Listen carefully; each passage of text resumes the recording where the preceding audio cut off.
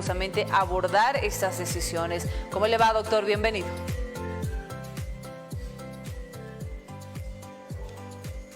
Quedo agradecido y por supuesto aquí desde la ciudad de La Paz, especialmente la zona sur, apoyar todas las determinaciones que van a realizar la Asamblea de la Paceñidad, porque también nosotros como departamento y mucho más como ciudad, misteriosa y milagrosamente hemos perdido habitantes, así que eso es una situación que no debemos aceptar, el recorte ni la pérdida de recursos económicos que por derecho y por ley nos corresponde. Muy buenos días. Buenos días. Bien, vamos a ir por partes. En primera instancia, le pido poder abordar este Congreso, obviamente las decisiones del mismo, o bueno, ampliado, ya que no tuvo la supervisión del Tribunal Supremo Electoral, dando énfasis acerca de ese nuevo anuncio que ya se había decidido hace mucho tiempo atrás, ¿verdad? Esa eliminación, expulsión de Luis Arce Catacora y David Choquehuanca de ese Partido Azul. Así lo expresó justamente Evo Morales tras tomar esta nueva decisión, entre otras también. ¿Cómo vemos la mirada justamente detrás de este Congreso que todavía se lleva a cabo? Muy bien, lo primero que hay que señalar es lo siguiente, que al no tener la supervisión del Tribunal Electoral, no es un Congreso como tal. Por eso es que lo han cambiado el denominativo ampliado, porque un ampliado puede darse el caso de una reunión interna, por supuesto, eso es algo que es prácticamente procedimiento interno partidario. Pero lo grande aquí que es que ni Evo Morales ni Luis Arce Catacora logran absolutamente ponerse de acuerdo en torno a la elección de una directiva. Ese es un detalle absolutamente demasiado importante dentro de lo que es el movimiento al socialismo. Frente a eso, el Tribunal Electoral se mantiene firme en su postura de no supervisar ninguno de los congresos, porque el Congreso que supervise es porque ha cumplido los requisitos, simple y llanamente ese es el detalle. Ahora, entre varias determinaciones a la pregunta en cuestión, que es obviamente la de la expulsión de Luis Arce y David Choquehuanca, uno tiene que también ponerse a revisar el estatuto interno del MAS, en el sentido de las expulsiones de militantes, para ver cuál es el rol primero del Tribunal de Honor que existe al interior del movimiento al socialismo. Dos, si es que se los notificará de manera previa con la resolución y si es que se los notificó a ambos formalmente con el inicio de un proceso interno.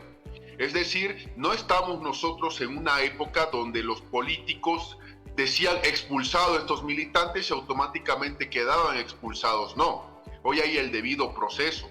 Y se aplica también a los procesos administrativos internos partidarios. Obviamente Arce Catacora y Choquehuanca responderán de manera simple, no nos han notificado con absolutamente nada. Entonces esto lo que hace es poner un capítulo más en esta larga novela que en algún momento va a culminar. Y yo les digo a ustedes, en algún momento todo esto que estamos viendo de estas peleas, ante la posibilidad de que la oposición tome el poder, es una posibilidad, ahora más que nunca, se va a dar un abrazo entre Evo y Arce, solamente que hay que ver en qué fecha va a suceder. Bien, doctor, usted mismo mencionaba una telenovela larga, pero esta telenovela tendría sus consecuencias y riesgos. Le digo esto porque ya se había anunciado por parte de quienes son también militantes, tanto del ala arcista como también del ala evista en cuanto al movimiento al socialismo, de perder esta personería jurídica, de poder perder esta sigla. Si no llegan a un acuerdo, usted tiene en cuenta también el Tribunal Supremo Electoral ha rechazado todo tipo de congreso, tanto del ala arcista como también de Levista. ¿Cuáles llegarían a ser? ¿Cuán cerca está de poder perder esta personería jurídica el MAS y PSP? Hay que tomar en cuenta que no es la primera vez en la historia de Bolivia que se permiten las reestructuraciones y actualizaciones político-partidarias. Ya se lo hizo en 1987, se lo hizo en el año 2003, pero la diferencia de antes con la época actual, ¿cuál es? Que antes esa Corte Nacional Electoral no ampliaba plazo. Si hasta este día no presentaban los requisitos, automáticamente se cancelaba la personería jurídica de los partidos políticos que violaban la ley. Eso era la época de antes. Ahora la situación ha cambiado, porque el Tribunal Electoral opta por la opción de ampliar los plazos. Así es, opta por la opción de ampliar los plazos para dar vida al MAS y y dar vida a otros partidos que están en una situación similar, bajo la excusa de que falta todavía readecuar partidos y situación interna de estos partidos. Ahora, yo veo lo siguiente, veo que el Tribunal Electoral no tiene esa voluntad necesaria para decir el MAS ha incumplido, se le cancela la personería jurídica porque lo dicen las mismas leyes que el MAS ha establecido en vigencia cuando Evo Morales gobernaba. Paradoja jurídica. Esas leyes de Evo Morales son las que se tienen que aplicar ahora que Evo Morales no es presidente de Bolivia, ni siquiera presidente de su partido.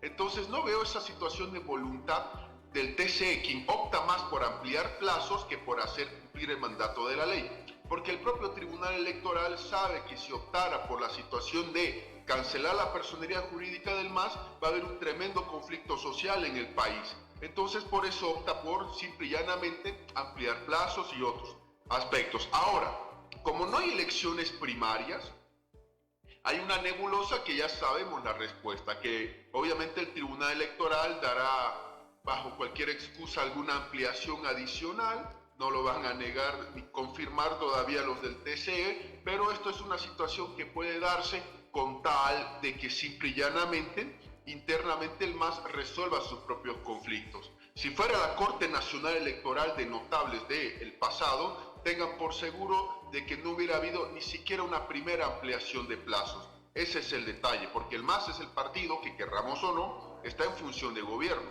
Entonces es un aspecto que también marca la importancia respectiva de todo lo que estamos hablando. Ahora, doctor, bien usted mencionaba acerca de esta no voluntad que tiene el Tribunal Supremo Electoral en cuanto a de dar a conocer esta pérdida de la personería jurídica del movimiento al socialismo. Pero ¿qué pasa con esas amonestaciones que han sido amenazadas? De hecho, esta tercera amonestación ha sido amenazada por el Tribunal Supremo Electoral, indicando que si no llegan a un consenso, ambas salas, podrían perder la personería jurídica. ¿Cómo podemos interpretar esta amenaza, advertencia tal vez del Tribunal Supremo Electoral con esta amonestación si no tiene la voluntad, como usted mencionaba? Tal como decían los vocales del TCE, son solamente amenazas que no se efectivizan, son solamente advertencias para tratar de tener a la opinión pública pendiente, pero no hay una efectivización formal. Tal como decíamos al inicio en cuanto a la situación de la expulsión de David Choquehuanca y de Luis Arce Catacora. Si no hay documentación expresa, formal y debidamente notificada, todo queda en absolutamente palabra. Lo mismo con lo que hace el TCE. Amenazas, claro, dice amenazas, advertencias, arreglen, pero al final no hay nada. Más bien esto del TCE parece un llamado a la reflexión, al movimiento al socialismo, más que advertencia, perdón, esa es mi visión, que más bien es un llamado a que se pongan de acuerdo antes que establecer advertencias, porque simple y llanamente no es una realidad como tal. El Tribunal Electoral, como repito una vez más, el actual, no veo que tenga una voluntad de cancelar la personería jurídica del movimiento al socialismo. No veo que tenga esa voluntad de cancelar esa personería jurídica. Eso es un aspecto que también viene aquí. Y esto de la suspensión de las elecciones primarias le ha dado a los partidos políticos, incluyendo al MAS, una situación de respiro. Al no haber primarias o internas, es obviamente una situación donde los jefes nacionales van a tomar las decisiones respecto a las candidaturas de las próximas elecciones. Y aquí en el MAS falta solamente establecer esta situación de la jefatura. Repito lo que decía al inicio. En algún momento Evo y Arce se van a dar un abrazo. Eso es algo evidente. Se van a dar un abrazo, se van a reencontrar si es que ven que la oposición puede tomar el poder. La pregunta es cuándo lo harán. Bueno, esta es una novela larga con muchos episodios, partes y capítulos, pero tengan por seguro que arcistas y evistas se olvidarán de todo lo que estamos viviendo y darán un gran abrazo rotundo al respecto. Bien, y eso va justamente a las siguientes preguntas, doctor, si me permite. La situación o las opciones justamente que se tiene, si es que esto hipotéticamente no se vaya a resolver, si bien se analiza de una manera en que algún momento vayan a resolver estos problemas, se vayan a llevar los abrazos correspondientes, si es que la oposición se pone la camiseta y va al frente. Pero si no es así, ¿cuáles serían aquellas opciones si es que esto no llega a resolverse?